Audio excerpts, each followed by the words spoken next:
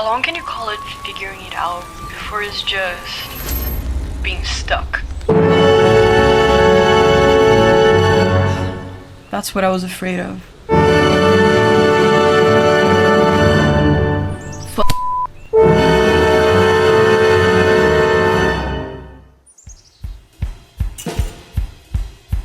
People like to say they were born to do something. Well, I was born screaming, which honestly sets the tone pretty well. Here's the scenario. I was born in Brazil, I'm the oldest of 6 kids, and I'm very bad at math. I've always been the happiest creating things just for fun, even if they seem pointless.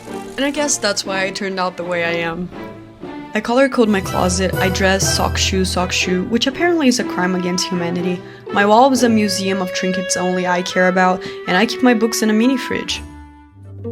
But gradually, I could see some adults in my life getting worried that I wasn't growing out of it. I started getting some questions. Do you know how to fold a fitted sheet properly? What's your credit score? Do you have a 5-year plan in case the housing market crashes and we enter a global recession?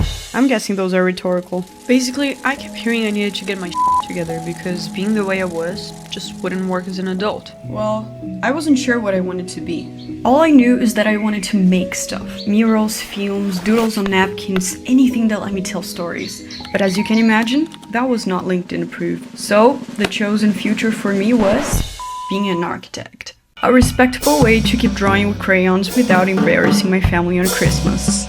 And that was okay. Really. Well, anyways, I thought it was. Until the cereal incident. Okay. Picture this. 4 years into architecture school. It's 3 p.m. I'm still in my pajamas eating cereal straight from a box. And I just reheated coffee from yesterday. Which, by the way, scientifically is just bean soup at this point. Then my 11-year-old brother walks in and asks, "Can I ask you a question?" "Yeah, sure." "How bad can it be, right?" "Are you happy?" Which is a very simple question, but I couldn't answer it. "Yeah, of course. Why?" So I lied. And I'm not joking when I tell you that he looked at me, not convinced, shrugged, and left.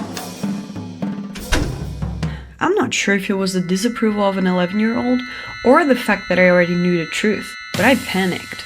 Because the thing about asking the right questions is, once they're out there, you can't unthink them. So I started looking around and I realized my life is basically a deja vu on loop. Same places, same people, same mistakes, work, study, sleep, repeat. But I thought, this is just a phase. So I cut my bangs, bought a planner, downloaded Duolingo, learned how to say I tried in French. But nothing worked. I finally accepted. I'm stuck. So I snapped. I said yes to an opportunity, and next thing I knew, I was 5 time zones away. Flight attendants, prepare for takeoff, please. So I arrived, and where I was staying, I didn't really know that many people. So for the first time in years, it was pretty quiet. What made me realize how loud my thoughts actually are. So before I became that person that talks to herself in public, I decided to start writing them down. If anyone read those pages, I'd have to fake my own death and move countries. Because there was this rule. I had to write without judgment.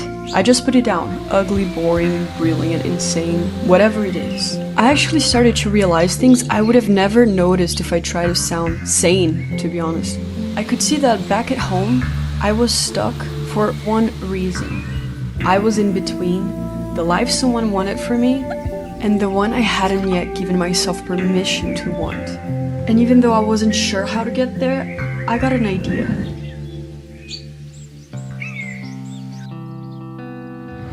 Now, okay, I know I made it sound like I went on a trip, scribbled on my notebook, and magically fixed my life. That was not exactly it. I came back, and I was still stuck. That was a whole year ago. But since then, here's what I learned about getting unstuck.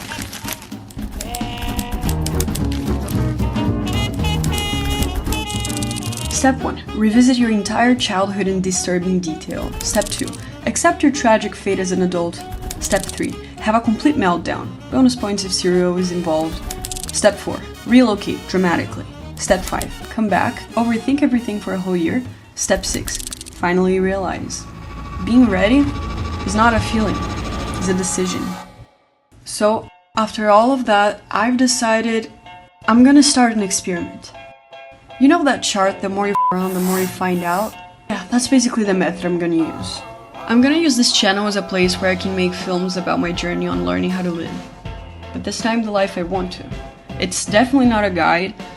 It's mostly me messing up publicly. For your entertainment, obviously. And for past me. Because I still can't handle criticism from 11-year-olds. And because I really hope one day I can be as unbothered as her. Anyways, bye!